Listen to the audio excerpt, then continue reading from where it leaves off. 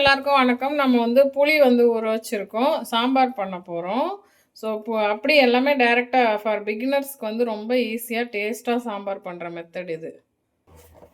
புளி தண்ணி வந்து சேர்த்துட்டோம். நம்ம எதுவும் கடைசியா தான் தாளிச்சு கொட்ட போறோம். மஞ்சப்பொடி.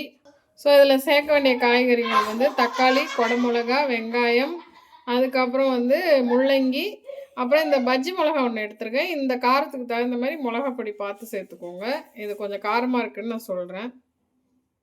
காயெல்லாம் சேர்த்துட்டோம். உப்பு, குழம்பு மிளகாய் தூள் எல்லாத்துக்குமே அரைச்சி வச்சுருப்போம் இல்லையா வீட்டில், எல்லாமே மிக்ஸ் பண்ணி, அப்புறம் கறி லீவ்ஸ் இப்படி இப்போ வந்து இதை கொதிக்க விட்டுறலாம்.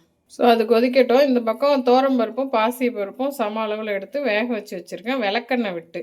இது வந்து நீங்கள் குக்கரில் வைக்காமல் ஜென்ரலாகவும் வேக வச்சுக்கலாம்.